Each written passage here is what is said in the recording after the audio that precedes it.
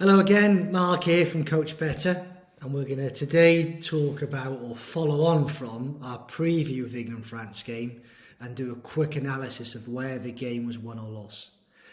I think the first thing to preface the analysis with is that we're at the knockout stage, the real serious stage of a World Cup now, where the 8 best teams are left in the tournament. And if we look at the results so far, 2 of the ties have gone to penalty shootout, and there's been a single goal in the other 2 ties. So these games, the teams are so closely matched that ultimately they're 50-50 games.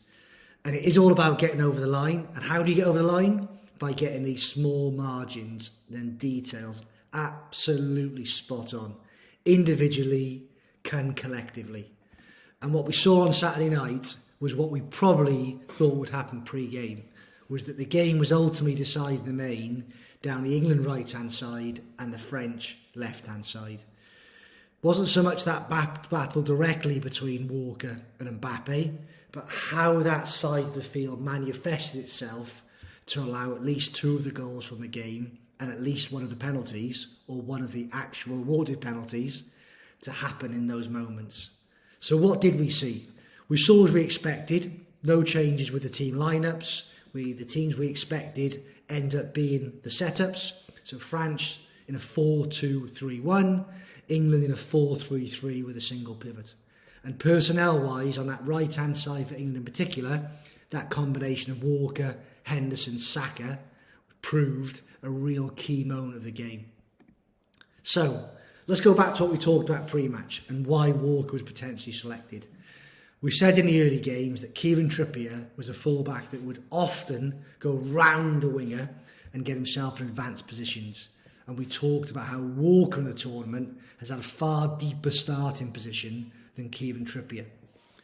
Now, Kyle Walker in the main had a fantastic game. Managed to handle and control Mbappe as well as anyone's done so far this tournament. However, the first time he ventured forward, so actually got himself ahead of Saka as winger, this was the situation that faced England 5 seconds later. And although you might look at the situation and think that actually England aren't in that bad a place here, you've probably got a 3 versus 2 situation in this corner, potentially making that a 4 versus 3 and 5 versus 4, even 6 versus 4 in England's favour. The key point of note is that you've now got Jordan Henderson in the right back position, not Kyle Walker. And England did great in the first phase to get this right, 99 times out of 100. But in this situation, actually led to the first goal. They got this bit right, but then what happened then is that when they tried to reorganise themselves and get back to their rightful positions, it gave them a problem. So you can see here in this situation now, the game's developed, Walker's got himself back to somewhere near where he should be, but Henderson is still aware that Walker's not exactly where he needs to be. And you can see by his head look, he's concerned of Giroud's position in the middle of the goal, off the back of John Stones, and Kyle Walker not in a position to pick him up. So he's occupied by that Giroud position and still not yet able to move back to his midfield position. You've got Walker in the half fullback position, Henderson in the half number 8 position, and neither have quite managed to readjust fully. What does that mean? Is that Henderson found himself probably too deep in this phase of the game. Here he is. Here's where he probably would have been if they'd been in their natural positions. So if Walker had been in that original position behind the ball, where he was most of the game, Henderson would have recovered to round about that white dot. The outcome, although such a small detail, was that he couldn't quite get out to put enough pressure on the shooter. And what that meant was the shooter had enough time to have a good touch, set himself up, and obviously fire the ball in the bottom corner to put France 1 up.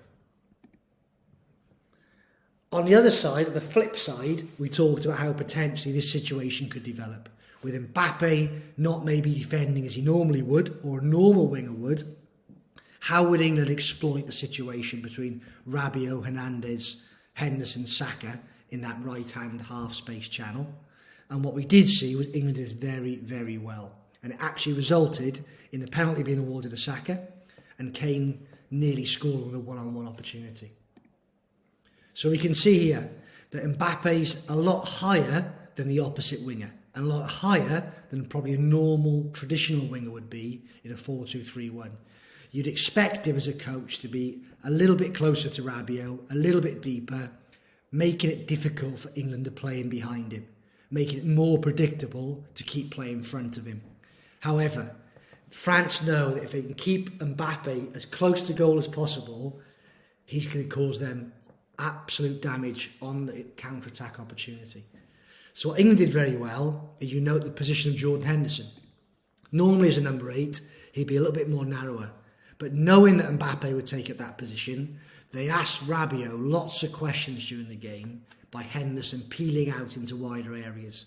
The objective being to try and create a 2v1 situation or a 3v2 situation, but with a situational advantage for England high up the field.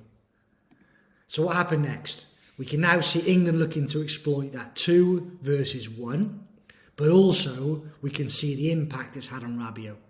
A normal number 6 would want to be in this sort of position, where if he needs to, he can come and support, but ultimately wants to make it as difficult as possible for Harry Kane to receive a good quality pass.